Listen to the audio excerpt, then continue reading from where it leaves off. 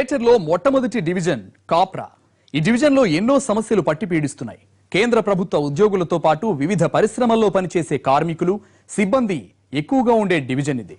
పాలకులు, అధికారులు శ్రద్ధ చూపకపోవడంతో ఇక్కడి అభివృద్ధి అంతంత మాత్రంగా మారింది. ఇంతకీ కాప్రా ప్రజల కష్టాలేంటి? ఇక్కడి సమస్యలకు కార్పొరేటర్ చూపిన పరిష్కార మార్గాలేంటి? తనను వేధిస్తున్న స్థానికత నుంచి కార్పొరేటర్ బయటపడే దారేది? కార్పొరేటర్ పై వస్తున్న ప్రధాన ఆరోపణలేంటి? ఈ కార్పొరేటర్ గ్రాఫ్ లో చూద్దాం.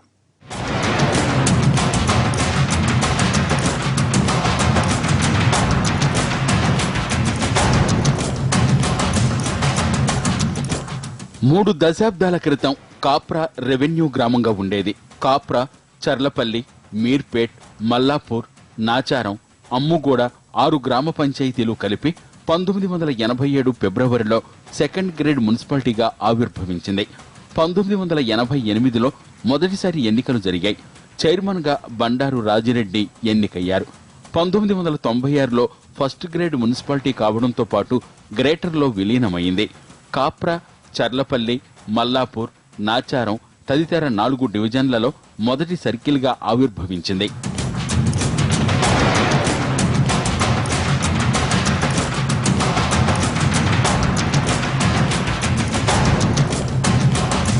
నూట 50 డివిజన్లలో సంఖ్యాపరంగా మొదటి స్థానం దక్కించుకుంది కాప్రా.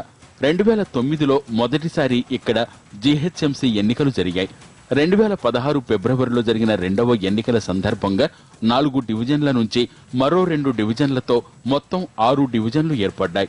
ఈ డివిజన్లలో మొదటి స్థానాన్ని నిలబెట్టుకుంది కాప్రా.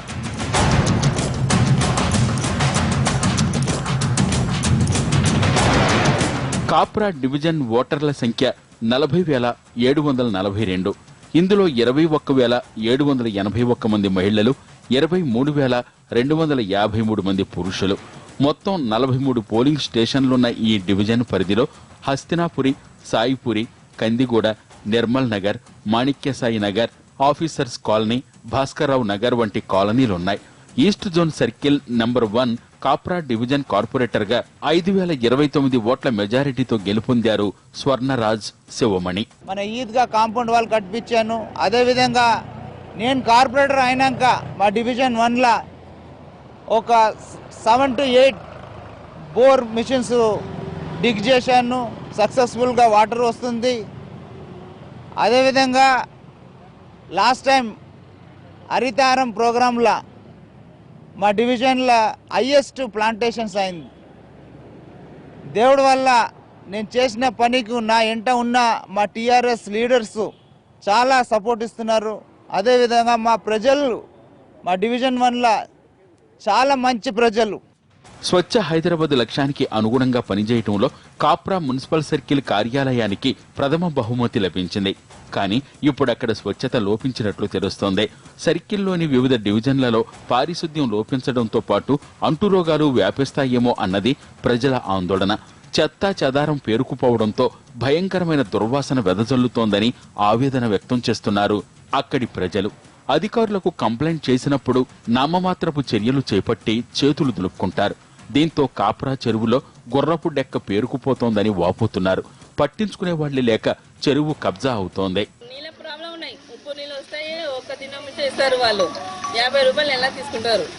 ఇది కూడా 50 రూపాయలు ఇస్తాం మేము. వారంకి వస్తాయి. వారంకి వస్తాయి. ఇట్లా తాగాలి. మొత్తం నీళ్ళు పానీ మీద కీడే కదా పూరా ఇట్లానే వస్తుంది.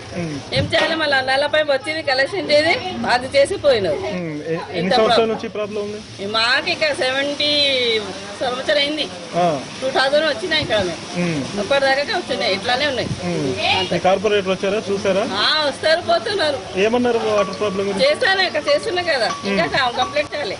కాప్రాలో ఎక్కడ చూసినా నోరు తెరిచి ఉన్న నాలాలు, రోడ్లపై మురుగునీరే దర్శనమిస్తోంది. ఇక బస్తీలు, కాలనీల రోడ్ల వెంట చెత్తా చెదారం వేయటంతో దుర్గంధం వెదజల్లుతోంది. డివిజన్లోని వంపుగూడ, దమ్మాయిగూడ, వీకర్ సెక్షన్ బస్తీ, సాకేత్ కాలనీ, ఇతర బస్తీల్లో భూగర్భ డ్రైనేజీ వ్యవస్థ ఏర్పాటు చేయకపోవడంతో ఇంట్లోని మురుగునీరు రోడ్లపైనే పారుతోంది. ఎన్నికల సమయంలో కార్పొరేటర్గా తనకు అవకాశం ఇస్తే మొట్టమొదట భూగర్భ డ్రైనేజీ వ్యవస్థ నిర్మాణం చేపడతానని హామీ ఇచ్చారు స్వర్ణరాజ్. గెలిచి ఏడాదిన్నర కావస్తున్నా ఇప్పటి వరకు ప్రజలకిచ్చిన వాగ్దానం నెరవేరనే లేదు. దీనికి తోడు ఇంకా ఎన్నో హామీలు పెండింగ్ లో ఉన్నాయి. ఎలక్షన్స్ అప్పుడే వస్తారు, సంవత్సరం క్రితం వచ్చింది, మళ్ళీ ఇప్పటి వరకు ఎవరు రాలేదు. మీరు ఏమైనా కంప్లైంట్ ఇచ్చారు మున్సిపాలిటీలో మాకు రోడ్లు లేవు, రోడ్లు అన్ని లేవని? ఎవరికి ఇవ్వలేదు, అందరు వచ్చి చూస్తుంటారు వెళ్తుంటారు. మరి ఎట్లా మీ సమస్య ఎట్లా తీరుతారు? ఏం చేయాలి, మాకు ఇదే బాధ ఉంది. ఇప్పుడు ఎవరికి చెప్పాలి, అందరికీ తెలుసు. అందరూ వస్తుంటారు చూస్తుంటారు వెళ్తుంటారు కానీ ఏ పనులు ఇస్తలేవు. ఇదే ప్రాబ్లం. కాప్రా డివిజన్ లో అక్రమ నిర్మాణాలు యథేచ్ఛగా కొనసాగుతున్నాయి. మెయిన్ రోడ్ల వెంబడి బస్తీల్లో విచ్చలవిడి నిర్మాణాలు కొనసాగుతున్నాయి. అయినా మున్సిపల్ అధికారులు పట్టించుకోవటం లేదన్న ఆరోపణలు వినవస్తున్నాయి. ఇటీవల అక్రమ నిర్మాణాలను కాప్రా డివిజన్ మున్సిపల్ అధికారులు కూల్చేశారు. టౌన్ ప్లానింగ్ అధికారులు ఇవి సక్రమేనని తేల్చడంతో మళ్లీ నిర్మాణ పనులను మొదలుపెట్టారు. దీన్ని బట్టి అధికారుల మధ్య ఎంత సమన్వయం ఉందో తెలుసుకోవచ్చు.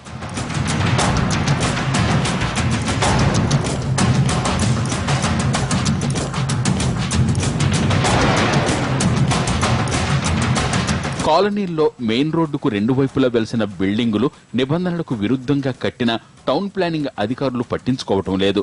నేతాజీ నగర్ చౌరస్తా నుంచి కాప్రా పాత మున్సిపల్ కార్యాలయం వెళ్లే దారిలో G+1 పై అదనపు అంతస్తును నిర్మిస్తే గతంలో టౌన్ ప్లానింగ్ అధికారులు అక్రమ నిర్మాణమంటూ కూల్చేసిన ఘటనలు ఎన్నో. అక్రమ నిర్మాణాలకు మున్సిపల్ అధికారుల అండదండలతో పాటు కార్పొరేటర్, ఇతర అధికార పార్టీ నేతల సపోర్టుతోనే అక్రమార్కులు రెచ్చిపోతున్నారని తెలుస్తోంది. కాప్రా నుంచి ఏఎస్ రావు నగర్ విడిపోయి కొత్త డివిజన్ ఏర్పడడంతో అధికారులు సైతం తమ పరిధి ఎంతవరకు అన్నది సరిగా చెప్పలేకపోతున్నారు. నిర్మాణాల గురించి ఎవరూ పెద్దగా పట్టించుకోవటం లేదు. అక్రమ నిర్మాణాలను కూల్చివేసిన ప్రదేశాల్లోనే మళ్లీ కడుతున్నారు. 4-5 ట్యాంకులకు ఇప్పుతారు, అక్కడ అక్కడ అక్కడ దాంతోనే పట్టుకోవాలి, దాంతోనే అడ్జస్ట్మెంట్ చేసుకోవాలి. ఇక ఈ ఎండాకాలం వస్తే స్పెషల్ ట్యాంకర్లు అని పంపిస్తారు. అవి ఇంటికి 2 డ్రమ్ములు పోసిపోతారు. అవి ఒక్కోసారి వస్తాయి. అది లీడర్లకు ఫోన్ చేసి చెప్పి బెజార్ వస్తుంది. ఆయనకు ఫోన్ చేయంగా ఎప్పుడో కానీ పంపిస్తారు. మున్సిపల్ వాళ్ళు పంపించినాయి. ఇక ఒక్కొక్కసారి ఇక ఆ ఉప్పు నీళ్ళు వాడుకుంటాం అన్నట్టు, ఉప్పు నీళ్ళు వాడుకుంటాం. ఇక కొనుక్కోవాలంటే పైసలు కూడా ఉండాలి కదా. ఇవే తాగే నీళ్లు, ఈ మున్సిపల్ వాళ్ళు పంపించినాయి తాగే నీళ్లు. డివిజన్ లో మరో తీవ్రమైన సమస్య తాగునీరు. ఏ కాలమైనా ఈ డివిజన్లో నీటి కోసం ప్రజలకు తెప్పలు తప్పటం లేదు. మిషన్ భగీరథలో భాగంగా హైదరాబాద్ లో అన్ని ప్రాంతాలకు నీరందిస్తామని చెప్పారు ప్రభుత్వ పెద్దలు. ఒక్కసారి కాపురా డివిజన్ కొచ్చి చూస్తే తమ నీటి కష్టాలు తెలుస్తాయని ఆగ్రహం వ్యక్తం చేస్తున్నారు స్థానికులు. భగీరథ పైపు లైన్ల పేరిట డివిజన్లోని ప్రధాన రహదారులతో పాటు కాలనీలు, బస్తీలకెళ్లే రోడ్లన్నీ తవ్వేశారు. ఇప్పటి వరకు ఈ కాలనీలకు సరైన నీరందటం లేదు. ఎలక్షన్ అప్పుడు మంచిగా వస్తారు, ఇది చేపిస్తామా అది చేపిస్తామా అని ఎవరు పట్టించుకున్నట్లే లేరు. ఇక ఆ ఫంక్షన్ అయిపోయినాకనే ఇవన్నీ పట్టించుకోరు. ఇక ఎవరు రాలేదు. ఎప్పుడో ఒకసారి చూసుకొని పోతారు, కొలుసుకొని పోతారు అంతే. మున్సిపాలిటీ వస్తుంటారు, క్లీనింగ్ చేసి పోతుంటారు. దోమలకు మందే లేదు, ఏది పట్టించుకుంటలేరు. एक कॉलोनी में चिक्कड़ भी होता, पानी गिरे तो बारिश हो तो मच्छर वो सब आते। पानी तो टैंकर के पानी की तो बहुत तकलीफ है। बोर नहीं है, एक तो नल नहीं है, कुछ भी नहीं है। 8 दिन के एक बार आए तो भी 8 दिन के एक बार नहाना ही पड़ता। कपड़े धोने की तकलीफ होती है और पानी भरने की तकलीफ होती, कुछ भी नहीं। और मच्छरों से भी बहुत बीमारियां आ जा रहे, डेंगू वो ये सब आ जा रहे। बहुत तकलीफ है ये गली में साई बाबा नगर में। और ये इधर रोड भी अच्छी नहीं है, चलने के लिए तकलीफ होती, गाड़ियाँ आने के लिए तकलीफ होती। और ज़्यादा से ज़्यादा तो पानी की तकलीफ बहुत है।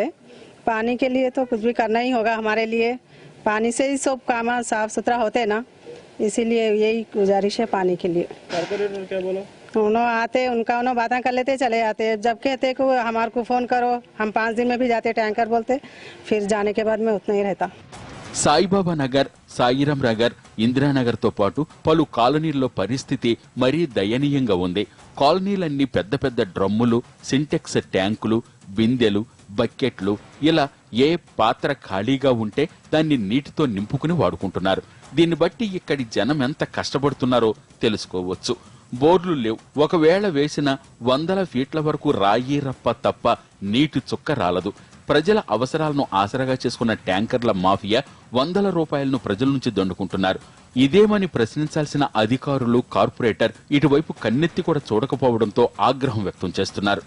సాయిబాబా నగర్లో నీళ్ళ సమస్యలు చాలా. గతం 20 సంవత్సరాల నుంచి అక్కడ నీళ్ళ ప్రాబ్లం ఇంత ఉన్నదంటే ఎవ్రీడే త్రూ ట్యాంకర్సే వాటర్ సప్లై అవుతుంది. కానీ నేను ఎలక్షన్స్ ముందు హామీ ఇచ్చాను, నేను ఎలక్ట్ అయినాక ఒక 1 year లోపలనే మీకు నీళ్ళు వాటర్ ఫెసిలిటీస్ నేను తెచ్చిస్తానని చెప్పాను.